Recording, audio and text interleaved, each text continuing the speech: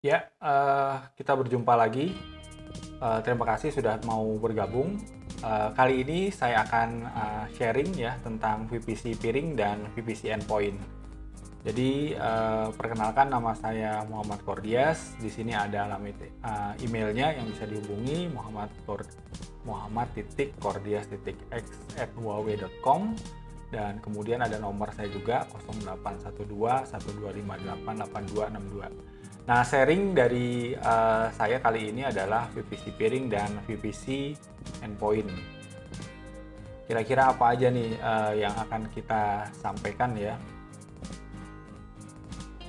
Jadi kalau misalnya kita kenal atau mengetahui VPC ya, ini sebetulnya layanan network ya yang merupakan dasar ya. VPC ini adalah virtual private cloud ya, di mana di dalam VPC ini kita nanti akan membuat network virtual yang secure, kemudian private dan terisolasi atau isolated. Di VPC ini kita akan dapat mengcustom range IP address, kemudian juga kita bisa membuat subnet, kemudian menerapkan security group, bandwidth, dan kemudian juga bisa menerapkan alamat IP elastis gitu. Oke, kita masuk ke VPC piring selanjutnya. Kita mulai dengan VPC piring tadi ya, yang bagian pertama. Nah, VPC piring ini memungkinkan komunikasi antar dua VPC di region yang sama gitu. Nah, di dalam region yang sama. Oke. Secara default ya, VPC ini tidak dapat berkomunikasi sebetulnya satu dan lainnya meskipun di dalam satu region. Dan kenapa komunikasi atau koneksi VPC piring ini diperlukan ya, biasanya bisa juga kita punya layanan yang memang harus terisolasi ya secara private ya. Misalnya untuk di dalam proses produksi ya, ada di proses developing, kemudian staging, kemudian production, itu biasanya kita pakai VPC yang berbeda-beda, dan VPC tersebut harus tetap dapat berkomunikasi. Nah, koneksi VPC piring ini ya memungkinkan VPC di region yang sama untuk berkomunikasi satu dengan lainnya menggunakan alamat IP private ya, IP address private. Jadi dia nggak keluar dan seakan-akan dia di dalam satu VPC ya. Kemudian kita juga dapat membuat koneksi piring ya, baik di dalam akun kita sendiri ya, di dalam akun kita sendiri maupun koneksi di antara dua akun yang berbeda. Jadi VPC yang dimiliki oleh dua akun yang berbeda gitu. Dan koneksi VPC piring di antara region yang berbeda ini nggak berlaku ya, jadi tidak bisa gitu.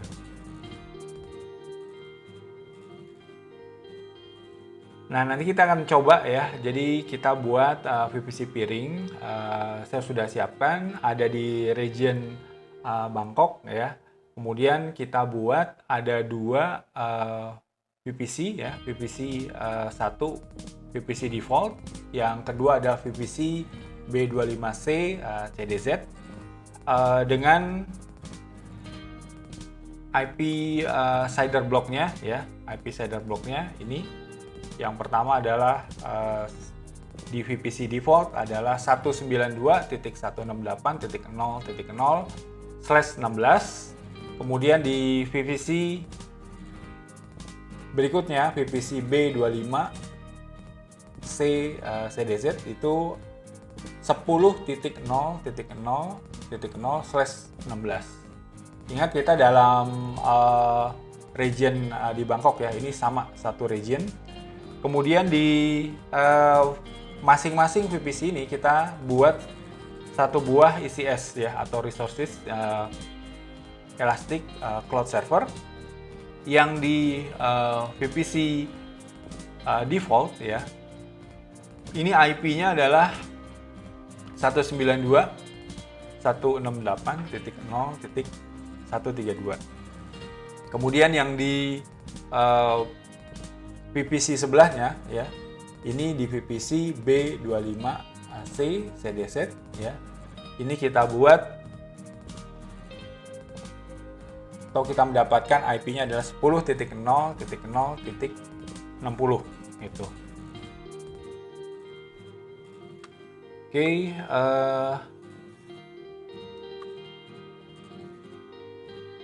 yang pertama dilakukan untuk membuat VPC piring ini, tadi sudah ada dua dua isi S-nya ya di masing-masing, itu kemudian kita pisah di masing-masing VPC ya. Kita di masing-masing VPC. Kita lihat aja langsung ke konsol.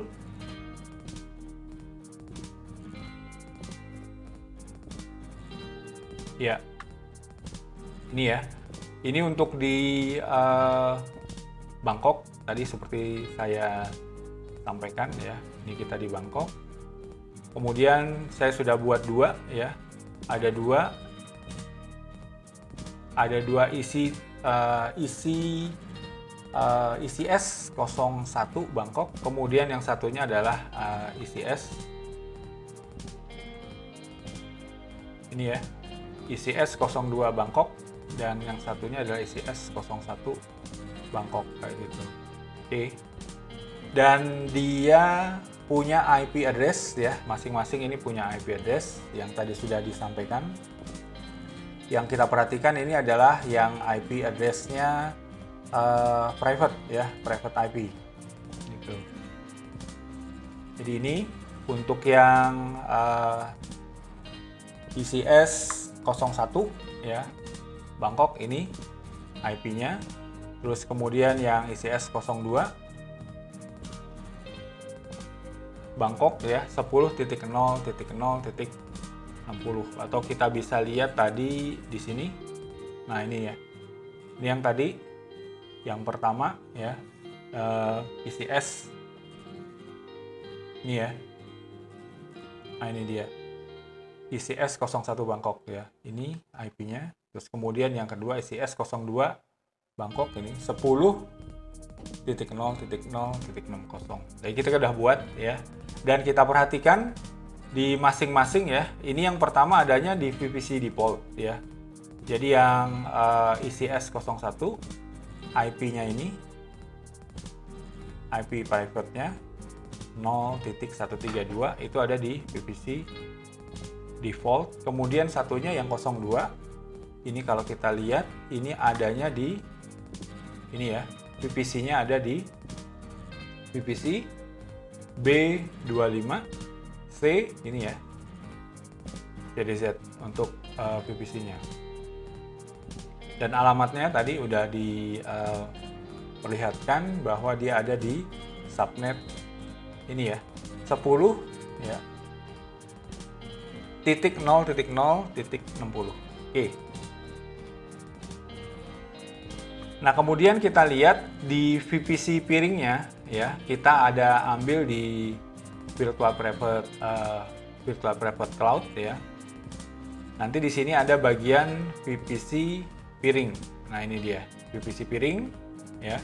Nah, VPC piring kita lihat VPC piring ini itu nanti kita setting ya. Kita setting, kita beri nama, kemudian lokal name-nya atau VPC sumbernya, kemudian VPC name-nya gitu ya. Jadi yang asalnya dari VPC satunya adalah VPC default, kemudian VPC berikutnya atau yang sebelahnya ini adalah VPC B25C CDZ ya. Nah, statusnya accepted ya, berarti ini sudah bisa terkoneksi. Dan kita di VPC piring yang VPC lokalnya itu kita kasih /lokal shader blocknya adalah 192.168.0.0/16. Kemudian di peer-nya dari VPC shader blocknya 10.0. Ini ya, 10.0.0.0/16 ya, blok 16. Nah, setelah itu ya, nanti kita harus setting adalah tadi kita create VPC peering connection ya. Kemudian kita lakukan adalah setting masing-masing di root table ya, root table dari masing-masing VPC. Jadi kalau misalnya yang tadi kita setting di apa namanya, kita lihat ya. Kita ke konsol. Kita klik di VPC, kemudian kita lihat di ini di VPC ya. Kemudian kita lihat di VPC peering ya. Nah, ini ada VPC peeringnya di local VPC. Ya. Kita bisa klik di routing table ya.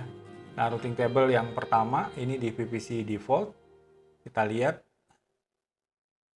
Nah, di VPC default ini terdapat VPC peering connection ya gitu. Jadi kita add root itu ya, tambahkan rootnya.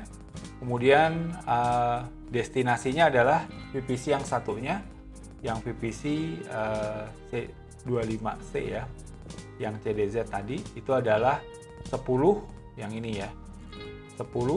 Nah, ini 10.0.0.0/16. Jadi yang sebelahnya.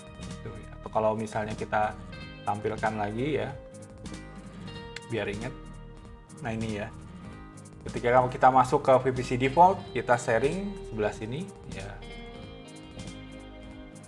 Nah, kita buat add root ya di routingnya. Kita menuju ke sebelahnya ya. Kita setting di VPC default, kemudian kita setting untuk sebelahnya. Itu. Ini ya, sudah buat. Kemudian kita ke VPC sebelahnya. VPC yang B25C CDZ ya, di routing table-nya kita tambahkan juga gitu, sama. Tujuannya kemana? Tujuannya ke tetangganya ya. Ke 192.168.0.132. Lewatnya apa? Lewatnya adalah VPC peering. Mungkin kita bisa coba ya di sini ya. Nanti akan tampil tujuannya adalah 192 ya. Ini karena sudah ada 192 ya, 168.0.16 misalnya. Nah, ini akan ada yang namanya VPC peering connection. Nah, kita pilih yang ini gitu ya. Kemudian nanti next hop-nya ini keterangan bisa diisi kayak gitu. Kalau sudah, kita bisa langsung oke ya. Gitu. Nah, ini sudah dipakai ya VPC peeringnya. Nah, sekarang untuk kita coba ya. Jadi di private cloud ini kita sudah letakkan tadi di masing-masing VPC ya. Kita coba.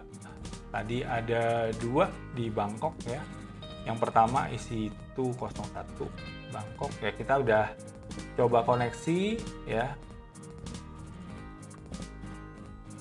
Nah, ini kita coba. Nah, ini yang kita coba lihat IP address-nya. Ini adalah yang ini berarti ya. Nah, ini ya.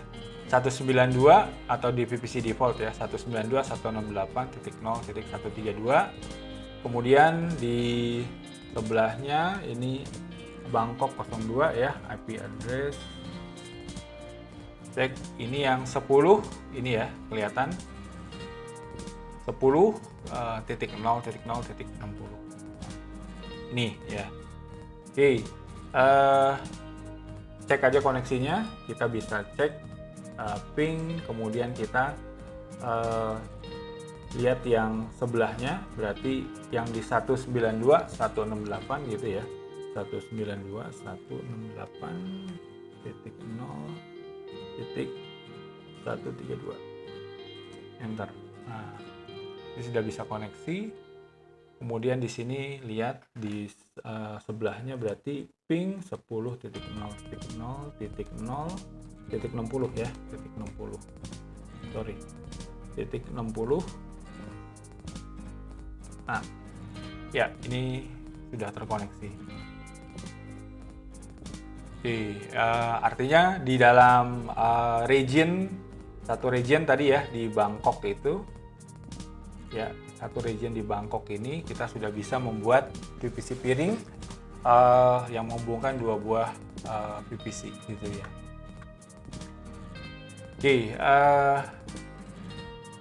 sampai sini semoga cukup. Oke, sudah kita kasih cek connection ya dari PVC default ke PVC B25C CDZ, kemudian sebaliknya dari PVC B25C CDZ ke PVC default.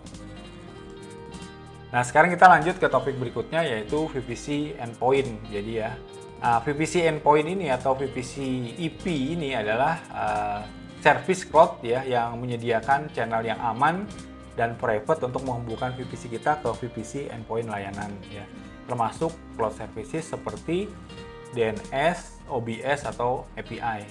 Atau juga di private service kita yang ada di ELB, ECS atau BMS ya. Jadi bare metal server atau elastic load balance, kemudian sama elastic cloud server.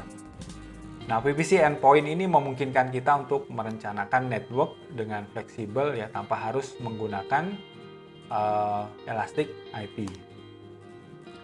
Terdapat dua jenis ya untuk PVC endpoint, yaitu PVC endpoint sendiri, kemudian ini ada PVC endpoint services. Nah, PVC endpoint service ini adalah layanan cloud atau private service yang kita konfigurasi secara manual di PVC endpoint. Dan Anda dapat mengakses PVC endpoint services ini menggunakan PVC endpoint. Nah, PVC endpoint adalah channel yang secure, private untuk menghubungkan PVC ke PVC endpoint service. Jadi gimana nih caranya supaya bisa menggunakan atau bagaimana cara kerja dari PVC endpoint tersebut? Nah, di gambar ini terlihat ya, ini memperlihatkan bagaimana proses yang terjadi antar channel ya di dalam pembuatan channel di dalam network komunikasi. Di sini terdapat 3 buah PVC ya. Kalau bisa kita lihat ada PVC 1, terus kemudian ada PVC 2 ya. PVC 1, PVC 2 dan PVC 3 ya gitu. Nah, dari masing-masing PVC ini terdapat ICS 1 ya. Kemudian di PVC 2 ada ICS 2 dan di PVC 3 ada ICS 3 gitu. Di dalam PVC 1 kita buat PVC endpoint, yaitu untuk mengakses PVC endpoint service yang ada di ICS 3. Nah, kayak gitu. Lihat arahnya searah ya, yaitu panahnya ini ada searah. Terus kemudian juga PVC 2 ya, kita buat ICS gitu. ICS 2 atau Elastic Cloud Server dengan mempunyai PVC endpoint 2. Dan PVC endpoint 2 ini digunakan untuk mengakses PVC endpoint service, yaitu OBS dan DNS kayak gitu ya. Di gambar ini juga memperlihatkan ya bahwa di IDC atau di server di data center kita on-prem ya, itu juga bisa koneksi secara private ya, menggunakan IP private, langsung akses ke OBS dan DNS, yaitu ketika si domain ya di data center ini terhubung ke cloud ya menggunakan VPN atau menggunakan direct connect. Jadi nanti dia akan akses ke layanan DNS dan OBS-nya menggunakan IP private. Nah, kira-kira apa perbedaan antara PVC piring dan PVC endpoint ya? Piring connection dengan PVC endpoint. Ada beberapa, misalnya dari security ya. Dari security misalnya di dalam PVC piring connection ya, PVC piring connection di dalam security misalnya. Nah, di PVC piring connection ini semua resource di PVC seperti ICS dan load balancer dapat diakses. Kemudian juga dibandingkan dengan PVC endpoint ya, di PVC endpoint ini mengizinkan akses ke service tertentu saja atau aplikasi tertentu. dan hanya ECS atau load balancer di VPC tempat VPC endpoint services itu dibuat dapat diakses. Yang lainnya misalnya CDR overlapping misalnya ya, CDR overlapping. Jadi kalau di dalam VPC peering connection ya, ini memungkinkan untuk membuat overlapping ya di dalam VPC peering connection ini tidak memungkinkan membuat overlapping CIDR. Jadi harus berbeda-beda. Sedangkan kalau di endpoint ya, VPC endpoint itu dapat dimungkinkan adanya CIDR block ya yang overlap kayak gitu. Lainnya boleh dibaca, ini termasuk dengan cross region access ya. Kalau misalnya di VPC peering connection ini tidak supported, sedangkan kalau VPC endpoint ini cross region supported. Ya, itu bagian terakhir. Ini bagian terakhir ya. Jadi kita baru saja sekilas tentang VPC peering dan VPC endpoint, sudah didemokan juga. Terima kasih atas perhatiannya. Dan jika ada pertanyaan dapat ditanyakan langsung via email atau handphone yang di depan sudah saya sampaikan. Sekali lagi terima kasih atas perhatiannya, sampai berjumpa kembali.